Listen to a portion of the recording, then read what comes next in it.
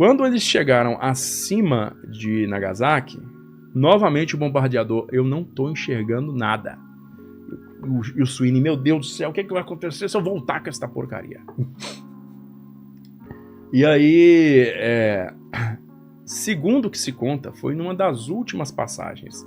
E o Sweeney, a partir desse ponto, ele já desobedeceu ordens do Tibbets, que o Tibbets disse, você tem até certo ponto para poder bombardear, senão você vai voltar, nós vamos desarmar ela, você vai voltar. Entendi. Entendeu? E ele porque queria lançar a bomba, porque, pô, senão ele seria um fracassado, vamos dizer assim. Numa das últimas passagens, ou última passagem, o bombardeador do Sweeney falou, tô vendo a cidade. Ele não falou, tô vendo o alvo, ele falou, tô vendo a cidade. O Sweeney fala, lança. Eles lançaram a bomba, só que era uma periferia da cidade. Então, o Sweeney, ele não atingiu o alvo, Marco Zero. Ele não atingiu o Marco Zero, ele atingiu a periferia da cidade. Porque ele atingiu a periferia da cidade, o dano que ele causou não foi tão grande quanto em Hiroshima. Né? O bombardeio de Nagasaki vitimou cerca de 40 mil pessoas. Né? Então a destruição não foi tão grande quanto Hiroshima. E o B-29 do Sweeney estava tão curto em combustível que ele não tinha como pousar nas Marianas, que era o ponto principal, né? O porto principal dele, a base principal. Não tinha como ele pousar em Iwo Jima, que ficava a meio caminho das Marianas para o Japão, que era considerado o alternativo dele. Não tinha combustível para chegar no alternativo. Ele teve que pousar em Okinawa, que estava a 500 quilômetros, numa pista que estava ainda incompleta. Né? Então o cara chegou assim, no cheiro da gasolina lá, pousou e tomou um senhor do esporro do Tibbets, né, pela imprudência. Podia ter muito bem ter causado um acidente fatal com a tripulação, né? E aí... E errou o alvo, enfim, fez um bocado de coisa errada. O cara tomou uma... Aí o que acontece? Naquela manhã, o alto comando imperial estava se reunindo. No meio da reunião, eles tinham o tópico principal de que a União Soviética havia invadido a Manchúria, tinha declarado guerra a eles. E o plano de usar a União Soviética como mediadora já tinha ido para as cucuias. Não tem como mais. E agora, o que nós vamos fazer? No meio da reunião, chega o estafeta lá com uma noticiazinha um pouco desalentadora. Os americanos lançaram outra bomba sobre Nagasaki. E agora? Agora você tem um problema gigantesco na mão. É uma cidade a cada 3 dias, no mínimo. Né? E é o seguinte, com o soviético não tem negociação. Com o soviético não tem negociação. Vai virar República Socialista Popular do Japão.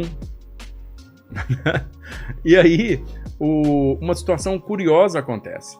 Começa nesse momento já as conversas através de países neutros ainda, tipo Suécia, né? Argentina. Começam as trocas diplomáticas entre japoneses e americanos, dizendo, vamos embora negociar rapidinho aqui uma rendição, né? Porque aí os dois lados já começam a sentir a pressa para isso. Primeiro, os japoneses têm uma pressa terrível porque se os soviéticos, se a gente demora, os soviéticos nos atacam no Japão. Eles tomam o Japão, né? E os americanos, se a gente demorar para negociar com os japoneses, os soviéticos atacam o Japão e nós ficamos com meio Japão. Então, eles chegam num acordo que é o seguinte, a rendição suas é incondicional, mas tem uma condição que os japoneses tentam impor assim, precisamos disso. Mantém o imperador. Mantém o imperador. Isso é... Porque manter o imperador significa manter o Estado. Manter a tradição. Manter aquele Japãozão de 2000 anos. Né? Não fragmentar. Agora o resto, vocês querem ocupar, faz. Pode. Quer colocar base militar. E aí faz o que quiser. E aí é nesse ponto que eles chegam no acordo, né? E lá em Washington, a própria Casa Branca concorda, né? E alguns caras falam, pô, mas foi o imperador que autorizou Pearl Harbor. E os outros falam assim, mas você quer tirar o imperador? Você sabe o que vai acontecer?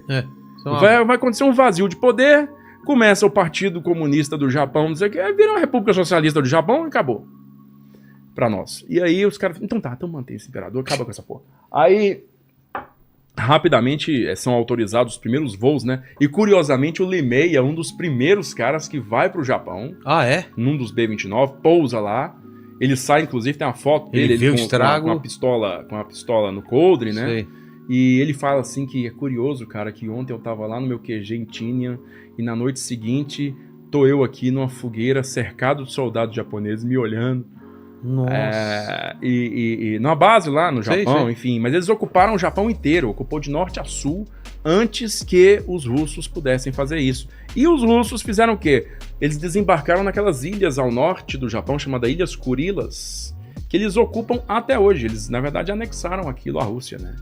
E é um problema diplomático entre Japão e Rússia. Essa o Japão perdeu, então, essas ilhas? Perdeu. E mesmo depois da declaração de rendição japonesa pública, os soviéticos continuaram a descer ocupando as ilhas que estavam desocupadas pelos americanos, até conseguir ocupar a última delas, né? E aí, no final das contas, eles só não desembarcaram em Hokkaido, que é a ilha mais ao norte do Japão, a grande mais ao norte do Japão, porque já estava ocupada, e o representante soviético, junto à ocupação norte-americana, que o grande chefe da ocupação era o general MacArthur, ele chegou a sugerir para o MacArthur que Hokkaido deveria ser zona de ocupação soviética, e o MacArthur negou veementemente, não vai não, isso aqui é ocupação norte-americana e acabou. Então, assim, por essa decisão, o Japão hoje continua com aquele formato original, Entendi. menos as Ilhas Kurilas. Então, aí você tem, né, no final de 45, uma produção média de 2 dispositivos por mês, 3 dispositivos por mês, novos dispositivos, né, fazendo com que no final de 1945 os Estados Unidos já tenham na base aí de 10 a 15 ogivas. E a União Soviética começa E quando? a União Soviética já está bem adiantada, né, pelo menos na teoria. No final da guerra, eles já iniciam. O Stalin dá o controle do projeto pro executor-mor dele, que é o Lavrent Beria, o chefe do NKVD, que depois se torna KGB, que hoje é FSB. Né? O Lavrent Beria é o cara que tem a carta branca para fazer o que quiser na União Soviética, né? Solta, prende, mata, enfim, preserva tudo. Então é ele que gerencia o projeto da bomba atômica e ele coloca gente para poder minerar urânio, fazer isso, fazer aquilo, fazer isso, fazer aquilo. Resultado, em 4 anos, em 49, os soviéticos explodem a primeira bomba atômica.